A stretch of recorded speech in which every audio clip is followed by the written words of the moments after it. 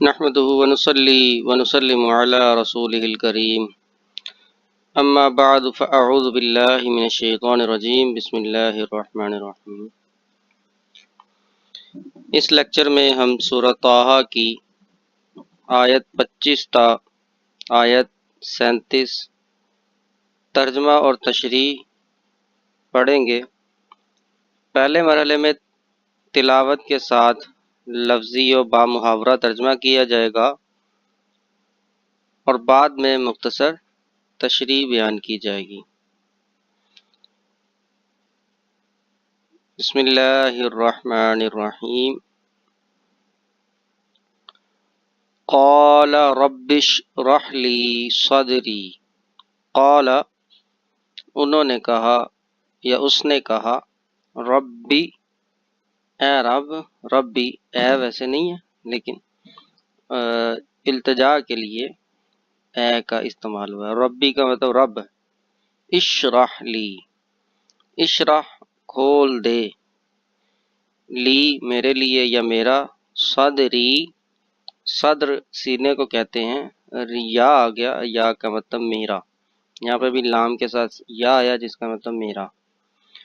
اے رب، موسیٰ علیہ السلام نے کہا اے رب میرا سینہ کھول دے، میرے لیے میرا سینہ کھول دے۔ ویسر لی، یسر، یسرن کا مطلب آسان کرنا، یسر آسان بنا دے، واو مطلب اور، یسر آسان بنا دے، لی میرے لیے، امری امر کا مطلب کام، میرا کام، اور میرے لیے میرا کام آسان بنا دے۔ وحلل، واو مطلب اور، احلل حل کر دے یا یہاں مراد ہے کھول دے۔ عقدتاً، عقدہ کہتے ہیں گرہ کو، من لسانی، من سے، لسانی میری زبان کی، لسان زبان کو بولتے ہیں، میری زبان۔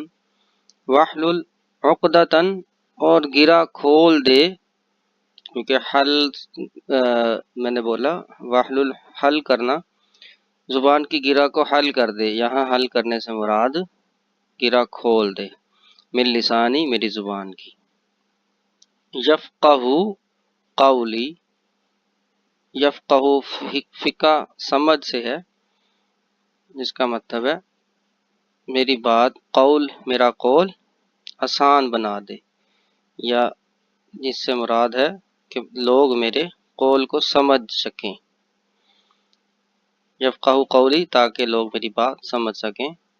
وجعل لی اور بنا دے میرے لیے، وزیراً وزیر، من اہلی من مطلب سے، اہلی میرے گھر والوں میں سے، اور میرا ایک وزیر مددگار جو مدد کر سکے، مقرر فرما دے میرے گھر والوں میں سے، ہارون ہارون کو، اخی یعنی میرا بھائی، اشدد بھی اس سے مجھے قوت ملے، شدید قوت، اشدد تاکہ مجھے قوت ملے، بھی ان سے، اس سے، ازری مضبوط کرتے، مضبوط کرنا۔ ہارون اخی اشدد بھی ازری یعنی میرے بھائی ہارون علیہ السلام کو، تاکہ اس سے میری قوت کو مضبوط فرما دے۔ وَأَشْرِكْهُ اور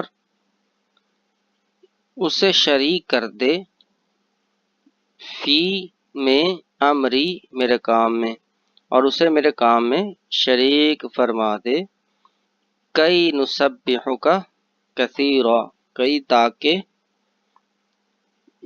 کئی کا مطلب جیسا کہ بھی ہوتا ہے، یہاں پہ تاکہ، نسبحک ہم تسبیح بیان کریں، کا آپ کی، یا ہم پاکی بیان کریں، سبحان اللہ، سبحان کا مطلب پاک،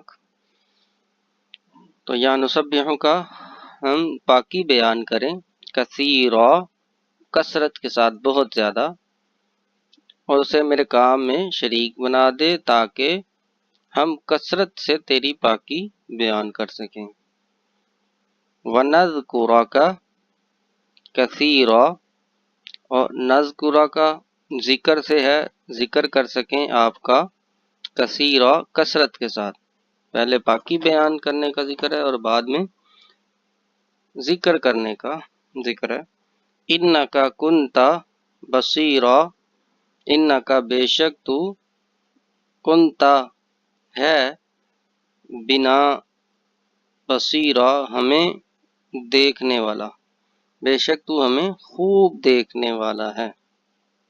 قال قد اوتیت سؤلک یا موسیٰ، قال یہاں اللہ تعالیٰ فرما رہے ہیں، اللہ نے فرمایا، قد تحقیق، اوتیت سؤلک، اوتیت پورا کر دیا، قبول کر لیا، سؤلک تیرے سوال کو یا تیری دعا کو، یا موسیٰ اے موسیٰ، وَلَقَدْ مَنَنَّا اور تحقیق ہم نے احسان کیا تھا، علیکا تجھ پر، مرتن ایک دفعہ پہلے بھی، مرتن مرتبہ یا ایک دفعہ، اخرى پہلے بھی۔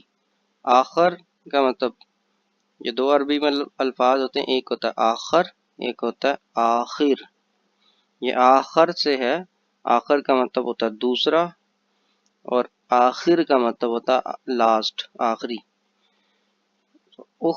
اخرى آخر سے ہے، جس کا مطلب ایک مرتبہ پہلے بھی، یعنی کہ دوسری مرتبہ، اب یہ دوسری مرتبہ ہے، پہلے بھی ایک دفعہ احسان ہوا۔ اور بے شک ہم نے تم پر احسان کیا تھا ایک بار اور بھی۔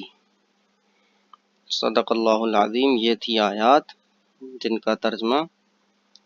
اب ہم اس کی تشریح بیان کرتے ہیں۔ سورۃ طٰہٰ کے کل 8 رکوع ہیں۔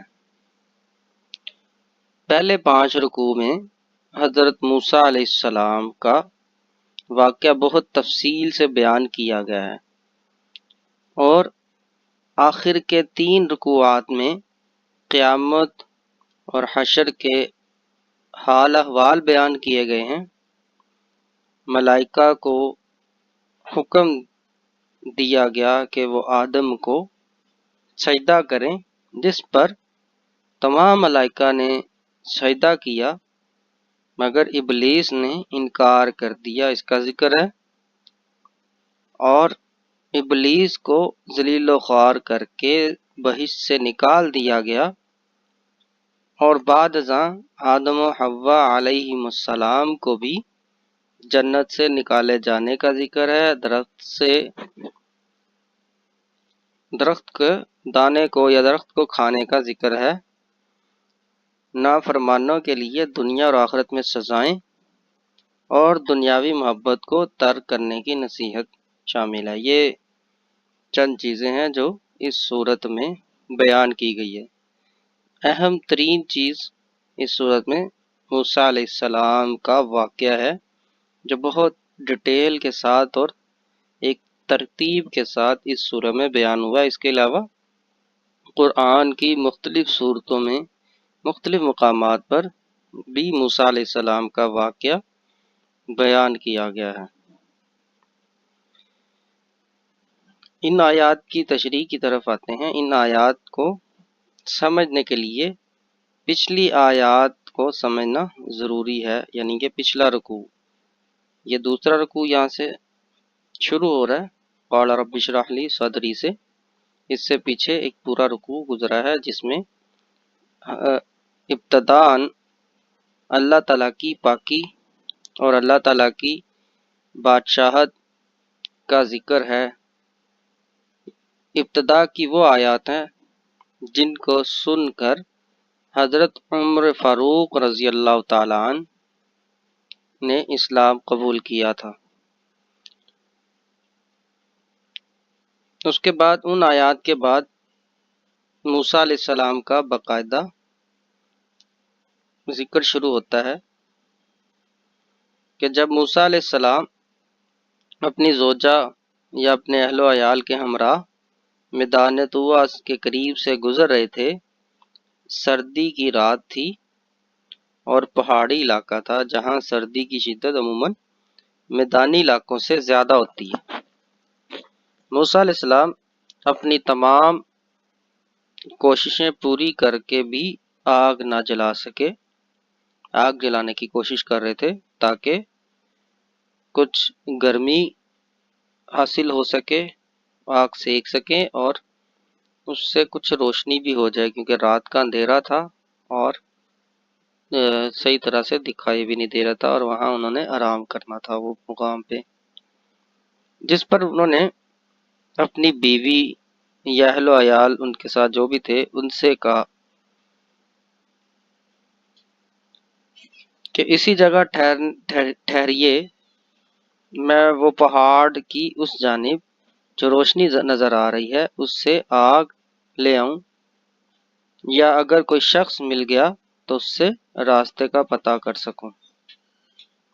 دراصل ان کو پہاڑ کی چوٹی پر ایک سائڈ پر روشنی نظر آئی، جس کو دیکھ کر انہوں نے یہ سوچا کہ میں وہاں سے کوئی آگ کا، اگر وہ آگ جل رہی ہے تو اس کا حصہ کچھ لے آؤں تاکہ ہم اپنی ضرورت کو پورا کر سکیں۔ چنانچہ وہاں پہنچنے پر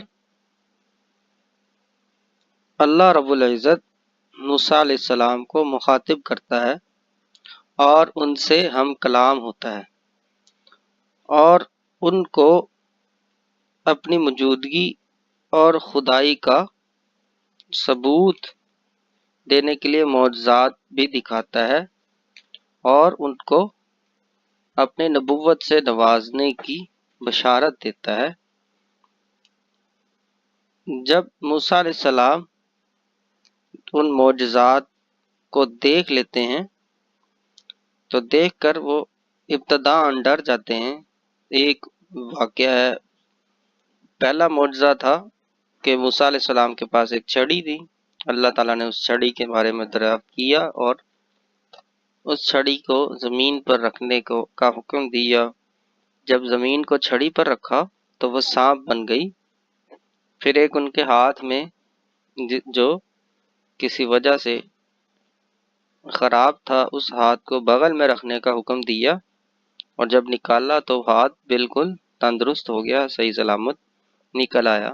یہ دو معجزات تھے پڑے جو نبی حضرت موسیٰ علیہ السلام کو اللہ تعالیٰ نے اس وقت دکھائے۔ لیکن ان معجزات کو دیکھ کر موسیٰ علیہ السلام ابتداء ڈر جاتے ہیں، مگر اللہ رب العزت کے تسلی دینے پر ان کا خوف ختم ہو جاتا ہے، اور پھر اس کے بعد اللہ ان کو فرعون کی طرف اللہ کے احکامات کو پہنچانے کا حکم دیتا ہے، جو کہ انتہائی سرکش بن چکا ہوتا ہے اس زمانہ میں، جس پر موسیٰ علیہ السلام یہ دعا مانگتے ہیں جو ان آیات میں ذکر ہوئی،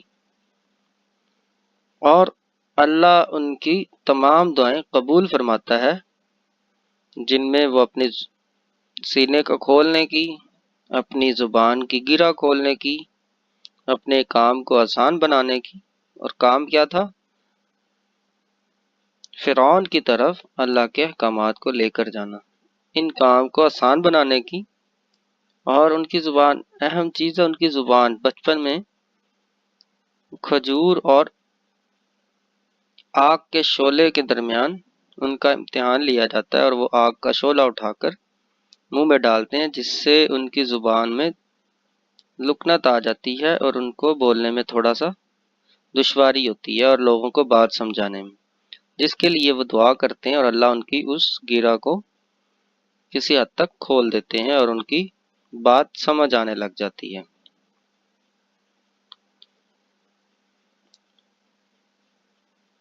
اور ساتھ ہی ساتھ انہوں نے اپنے بڑے بھائی ہارون علیہ السلام کو نبی بنانے کی درخواست کی۔ یہ تمام درخواستیں، یہ تمام دعائیں ان کی قبول ہو گئیں۔ آخر کی دو آیات یعنی آیت 36 میں ان کی دعائیں قبول فرمانے کی بشارت، اور آیت 37 میں بچپن میں بھی پیدائش کے عین قریب سے کیے جانے والے احسانات یاد کروائے جا رہے ہیں، کہ کیسے اللہ نے ان کی فرعون کے گھر پر ہی باحفاظت پرورش کروائی۔ ان آیات کا ترجمہ اور الفاظ معنی آپ کے امتحان کا حصہ ہوں گے اور سورت کا مکمل خلاصہ انشائیہ طرز کے سوال کے طور پر پوچھا جا سکتا ہے۔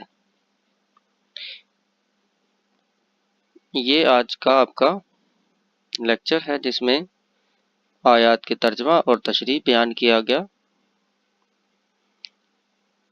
یہ آخر میں سورت کے ایکسرسائز میں دعائیں ہیں